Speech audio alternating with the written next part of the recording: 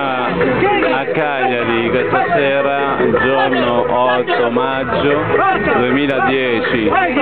È un evento qui in Piazza del Carmine, la prima volta che Samurra si tiene qui a Cagliari. Sabrina Festa Samurra.